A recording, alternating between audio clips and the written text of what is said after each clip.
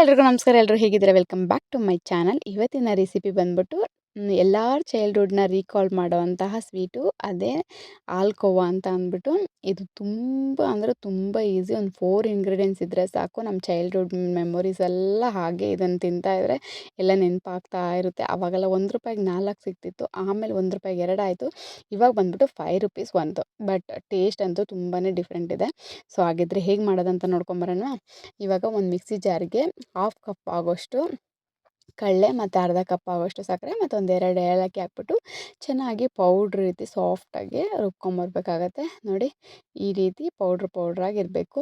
Just ಒಂದು ಅದೇ ಅರ್ಧ ಕಪ್ ಆಗೋಷ್ಟು ತುಪ್ಪ ತೊಗೊಂಡು ಇದನ್ನು ಜಸ್ಟ್ ಮೆಲ್ಟ್ ಮಾಡಿಕೊಂಡು ಸ್ಟವ್ ಆಫ್ ಮಾಡ್ಕೊಬೇಕಾಗತ್ತೆ. ಇವಾಗ ನಾವೇನು ರುಬ್ಬಿಟ್ಕೊಂಡಿದ್ದೀವಂತ ಪೌಡ್ರನ್ನ ಅದನ್ನು ಕೂಡ ಇದ್ರ ಜೊತೆ ಹಾಕ್ಕೊಂಡು ಚೆನ್ನಾಗಿ ಮಿಕ್ಸ್ ಮಾಡ್ಕೊಬೇಕಾಗತ್ತೆ. ಇಷ್ಟು ಮಿಕ್ಸ್ ಮಾಡಿಕೊಂಡ್ರೆ ಅಷ್ಟೇ, ಇನ್ನೇನು ಕೆಲಸ ಇಲ್ಲ. ಜಸ್ಟ್ ಒಂದು ನಾನಿಲ್ಲೇನು ತಪ್ಪು ಮಾಡಿದೆ ಅಂತ ಅಂದರೆ, ಒಂದು ಬಾಕ್ಸ್ ತೊಗೊಂಡು ಆ ಬಾಕ್ಸ್ಗೆ ನಾನು ಬಟರ್ ಪೇಪರ್ ಹಾಕೋದು ಮರ್ತೋಗ್ಬಿಟ್ಟೆ.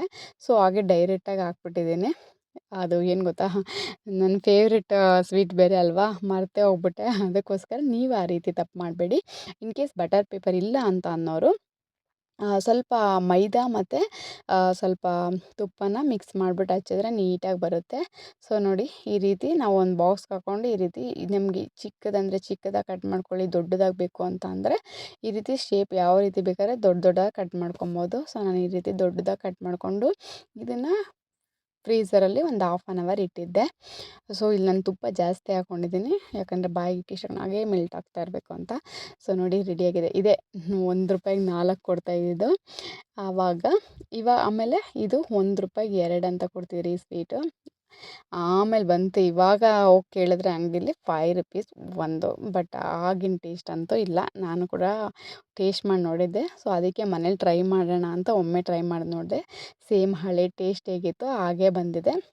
ಸೊ ನೀವು ಕೂಡ ಬೇಗ ಬೇಗ ಟ್ರೈ ಮಾಡಿಬಿಟ್ಟು ಹೇಗಿತ್ತು ಅಂತ ಕಮೆಂಟ್ ಮಾಡಿ. ಈ ವಿಡಿಯೋ ಇಷ್ಟ ಆಗಿದರೆ ಲೈಕ್ ಮಾಡಿ, ಶೇರ್ ಮಾಡಿ, ಸಬ್ಸ್ಕ್ರೈಬ್ ಮಾಡ್ಕೊಳ್ಳಿ. ಎಲ್ಲದಕ್ಕಿಂತ ಹೆಚ್ಚಾಗಿ ನೀವು ಕೂಡ ಒಮ್ಮೆ ಟ್ರೈ ಮಾಡಿ ನೋಡಿ. ವಿಡಿಯೋ ನೋಡೋದಕ್ಕಾಗಿ ಎಲ್ಲರಿಗೂ ಧನ್ಯವಾದಗಳು.